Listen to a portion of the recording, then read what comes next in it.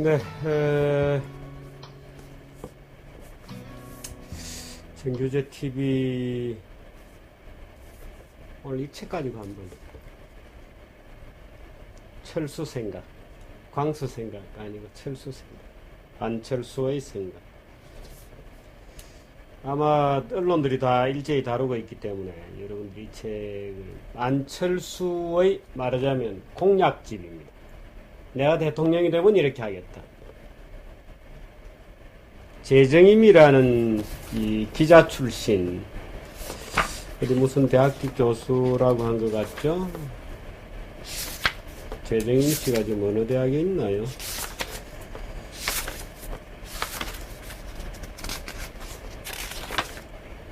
재정임 뭐 이렇게만 돼 있네요. 어느 뭐 어디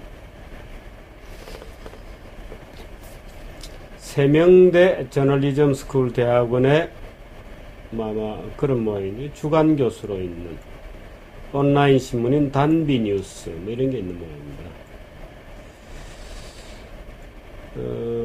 지난 4월 중순 어느 저녁 무렵이었다. 낯선 번호로 걸려온 전화를 받았더니 안철수 서울대 융합과학기술대학원장이었다. 그는 벼락에서 선 사람들을 잘 읽었다며 식사를 한번 같이 했으면 좋겠다고 말했다. 이렇게 이제 시작이 되네.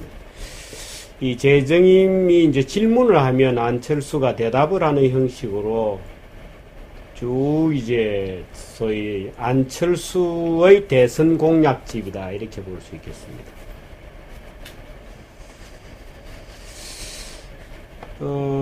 글쎄, 사실 뭐 이런 책을 가지고 안철수는 소위 대선 후보 뭐 1위, 2위, 3위를 다투는 유력한 후보입니다. 근데 이 유력한 후보가 공을 들여서 쓴 이 공약집, 안철수의 생각을 내가 읽고 참 평을 한다는 것은 본인에게는 미안스러운 일이고, 그렇습니다. 그래서 우선 본인에게 심심한 유감의 뜻을 표하면서 안철수가 이런 얘기를 했어요. 이런저런 얘기를 하는 사람들을 보면 자기는 분노를 느낀다. 이렇게 표현했습니다만은, 저는 이런 정도의 수준을 가지고 대통령에 출마하고 국민들의 지지를, 또 어린 친구들의 지지를 상당 부분 받고 있다는 사실 자체에 당혹감을 느낍니다. 이런 정도의 수준을 가지고 안철수는 나 같은 사람들이 주장에 분노를 느낀다고 주장할지 모르지만, 제가 이 책을 보면서 참 기가 찬다는 느낌을 받았습니다. 말하자면 대학교 1학년 정도의 수준의 사고력이다.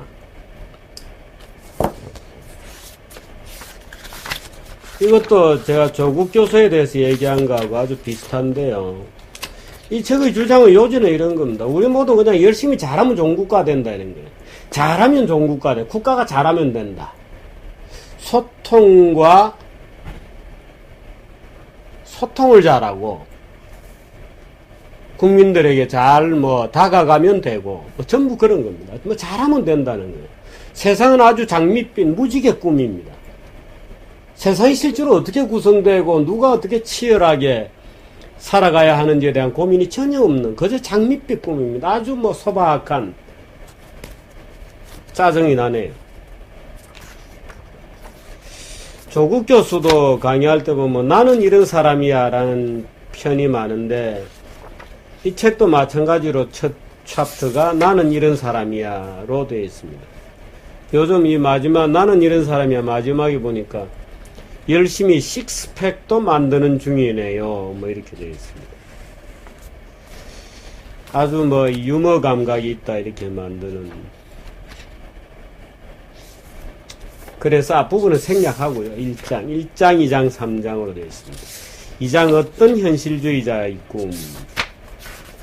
현실주의자의 꿈 이렇게 되어 있는데요. 글쎄요. 복지에 대해서부터 얘기를 쭉 시작하고 있습니다. 복지를 얘기하면서 재정 건전성, 여기는 이렇게 되어 있어요. 복지를 얘기하는 사람들이 되게 이제 복지는 재정 건전성과 함께 생각해야 한다 이렇게 얘기를 합니다. 그런데 안철수 교수는 처음부터 선언하기를 지금 우리나라의 복지 지출 수준이 OECD 평균의 절반도 안 되는 형편에서 조금 늘리자는 얘기를 놓고 재정위기를 운운하는 것은 부적절하다고 생각해요.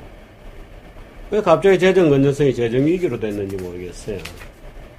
뭐 이렇게 해서 이제 쭉 시작을 합니다.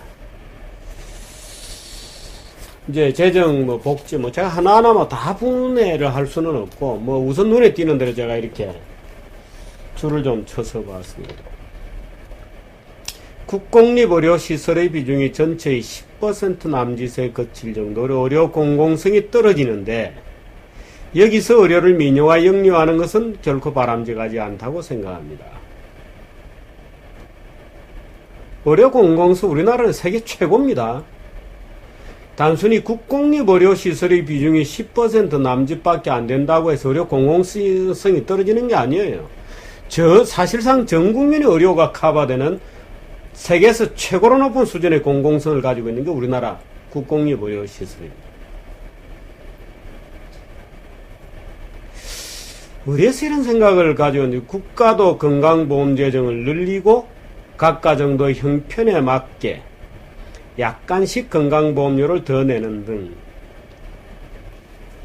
건강보험료 때문에 엄청나게 많은 자영업자들이 다락같은 건강보험료 때문에 불만이 꼭대기에 차 있다는 사실 이런 거 잘 모르는가 봐요. 각 가정도 형편에 맞게 약간씩 건강보험료를 더 내고 말은 정말 아름다운데 이 말이 무슨 말인지 아마 잘 모르는 것 같아요. 각 가정의 형편에 맞게 조금씩 더 내자. 한 말은 좋죠. 국가도 건강보험 재정을 늘리고 지금 건강보험 재정 염출이 엄청납니다. 건강보험 재정 적자가. 그래서 이 상태로는 건강보험 유지가 되냐 안 되냐고 말이 많고 의료개혁 뭐 약가이나 이런 거 가지고 뭐 의약 분업 이런 거 가지고 엄청난 분쟁을 하고 있죠. 거기에 대한 설명이 전혀 없습니다. 뭐 거기에 대한 설명까지 다 안 하고 본인이 알겠죠. 근데 알면 이런 식으로 표현하기 어렵죠. 이상해요. 이런 것도 있습니다. 국민연금에 대해서. 국민연금이 많은 재원을 갖고 있는데 국민의 소중한 자산을 가지고 미래가 불안정한 오피스 빌딩을 매입하기보다 미래가 불안정한 오피스 빌딩을 매입하지 말고 국가 보증하에서 안정적이고 공공성이 높은 공공임대주택 건설에 투자할 수 있게 하는 것도 좋은 방법이 되지 않을까요? 내 연금을 가지고 장난칩니까? 내 연금 내는 거, 나의 노후가, 국민의 노후가 달려있는 재원을 국민연금이 지금 오피스 빌딩을 미래가 불안정하에서 오피스 빌딩에 투자하나요? 그나마 재산을 유지하기 위해서 인플레이션을 까먹지 않기 위해서 오피스 빌딩을 매입해서 그나마 이익을 내기 위한 처절한 노력이죠. 공공성이 높은 공공임대주택 건설에 투자하면 이자가 나오나요? 공공성이 높은 공공임대주택 예, 국민연금을 넣어라? 나중에 국민들 노후에 연금은 무슨 돈으로 주나요? 그러니까 이런 거 써놓으면 애들은 이게 무슨 말인지 잘 모르죠. 아, 국민연금이 지금 미래가 불안정한 오피스텔에 투자하고 있는 모양이구나. 아, 공공성 하면 굉장히 좋은 말처럼 들리니까 아, 그런가 보구나. 애들은 어린아 학생들은 그렇게 생각할지 모르죠. 참 근데 좀 알면서 쳐다보면 제정신이야? 이런 말을 하게 되죠. 임대차 보호법 그 다음 페이지에 2년에서 3년으로 늘리자. 그 임대료가 이제 3년치 한꺼번에 올라가죠. 스웨덴 얘기가 또 있어요. 스웨덴에 대해서는 부자라서 복지를 하는 것이 아니라 복지를 해서 부자가 되었다는 평가가 있더군요. 누가 그래요? 차근차근 가난할 때부터 차근차근 복지 안전망을 늘려왔기에 부자 나라가 될 수 있었고 지속 성장이 가능했다는 얘기죠. 이런 탄탄한 복지 안전망이 지금 스웨덴의 산업 경쟁력의 토대가 되었다고 할 수 있다. 지금 스웨덴 산업에 대해서 좀 아나요? 이런 얘기 우리나라 좌빨들 중에 일부가 이런 얘기 하는데요. 참 스웨덴이 오늘날의 부자가 된 것은 1870년부터 1970년까지 거의 100년 동안 매년 평균 2.5% 가까이 성장을 했습니다. 그런 나라는 지구상에 존재하지 않아요. 노벨 이런 사람들 보세요. 노벨위원회 노벨상 주는 노벨. 노벨이 전 세계 돈을 다 끌어모았습니다. 뭐로? 폭탄, 다이너마이트 폭탄 만들어가지고. 폭탄, 화약 만들어가지고. 1차 대전에 스웨덴이 중립이었어요. 왜? 북쪽 끄트머리에 있기 때문에. 누가 거기 뭐, 중립 아니어도 가지도 않아요.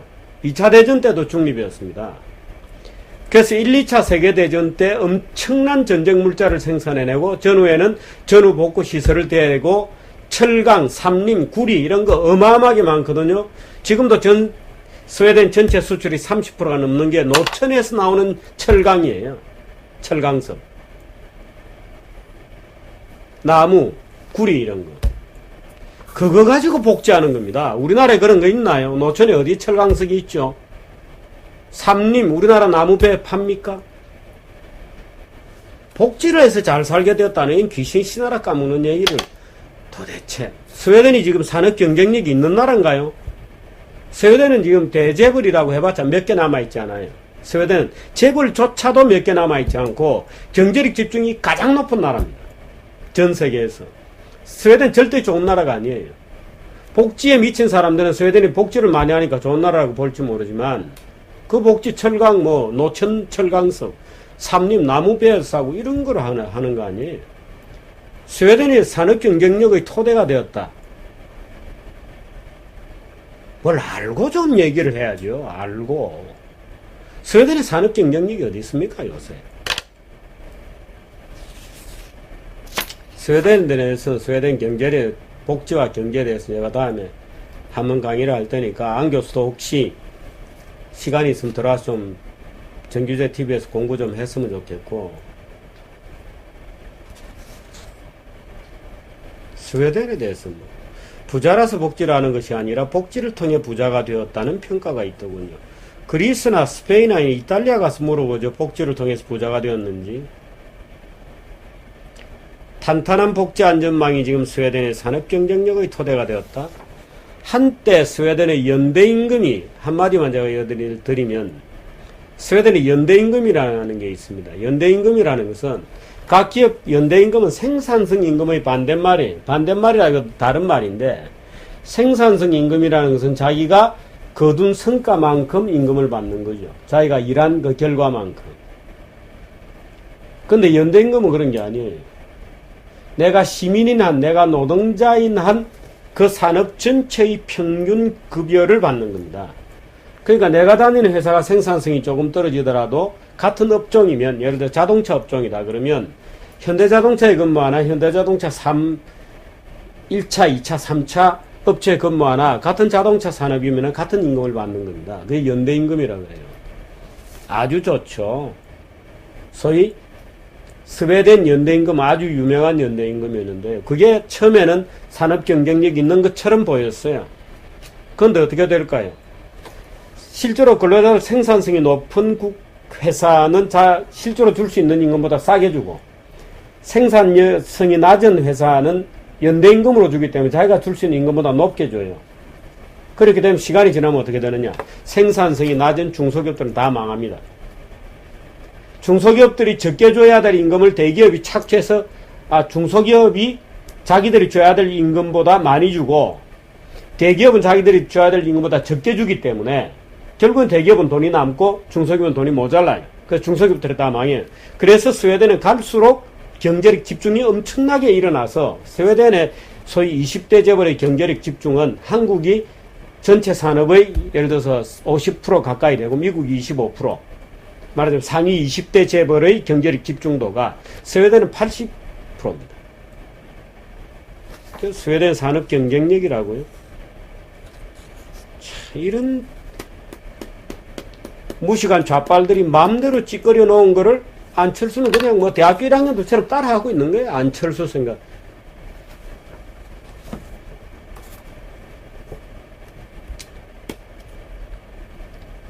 조세 부담률은 우리나라는 GDP의 20% 남짓인데 OECD 평균은 26%. 뭐 국민 부담률은 뭐 어쩌고 저쩌고. 이제 스웨덴 얘기를 한 뒤 끝입니다.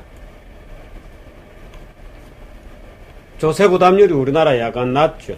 그러고 난 다음에 부자들이 세금을 좀 더 내자 이렇게.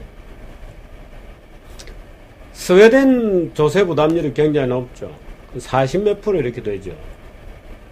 근데 스웨덴은 부가가치세가 25%입니다. 25%.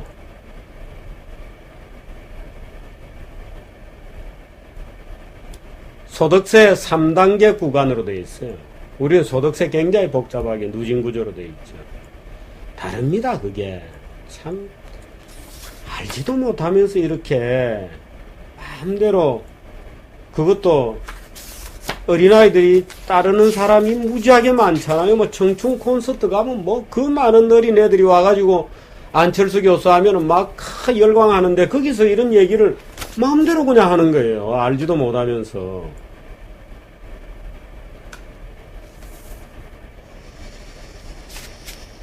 재벌기업의 경제력이 집중되면서 중소기업, 자영업자, 노동자, 농민 등 상대적 약자들이 희망을 갖기 힘든 경제구조가 됐기 때문이라고 할 수 있다.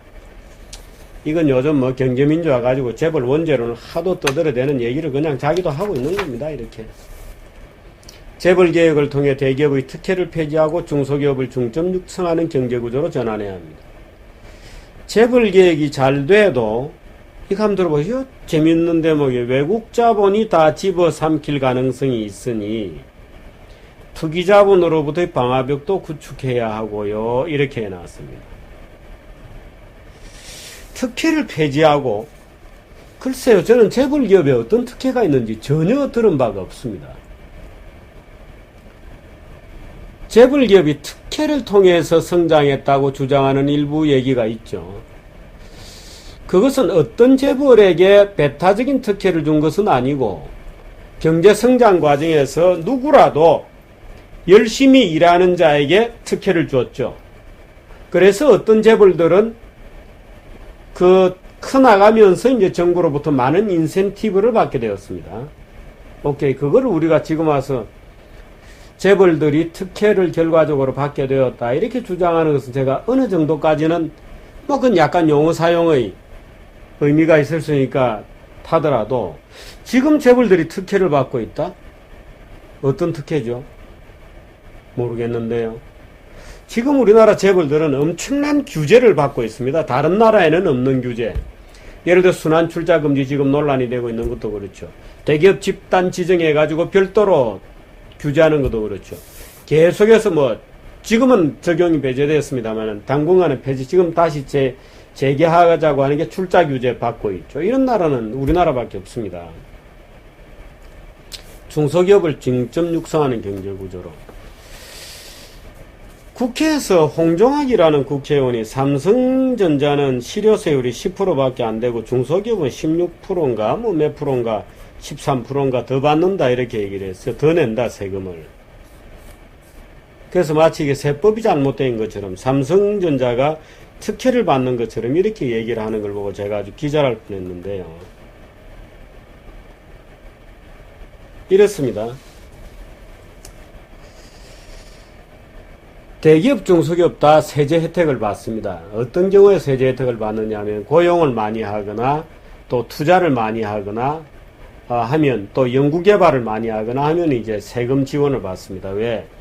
국가에서 해야 될 일을 줄여주므로. 말하자면 투자를 하면 회사를 만들어서 고용을 하잖아요. 그러면 국가에서 고용을 직접 만들기 어렵고 기업이 열심히 투자해서 고용을 해주고 함으로 지원을 해주죠. 근데 보세요. 창업 중소기업의 4년간 소득세 법인세 50% 감면. 대기업은 이런 거 없습니다. 농특세 비과세 등록 면허세 면제. 중소기업이 주는 혜택입니다. 취득세 면제, 재산세 50% 면제. 중소기업 투자세 공제. 모든 중소기업에 대해서 사업용 자산에 대해 투자할 때 3%를 공제. 중소기업 정보화 지원사업 출연금 송금 사용.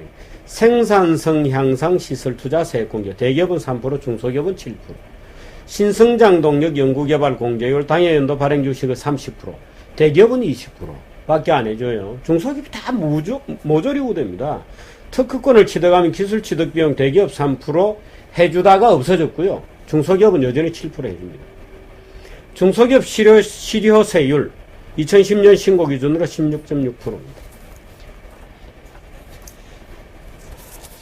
무슨 대기업을 중소기업 중점 육성하려고 박정희 때부터 하던 얘기입니다. 중소기업을 육성하자는 게. 근데 재벌 개혁이 잘 되면 외국 자본이 다 집어삼킬 가능성이 있으니 투기 자본으로부터의 방화벽도 구축해야 한다 이래 놓고 있는데, 이건 안철수 교수한테 제가 물어봐야 되겠어요.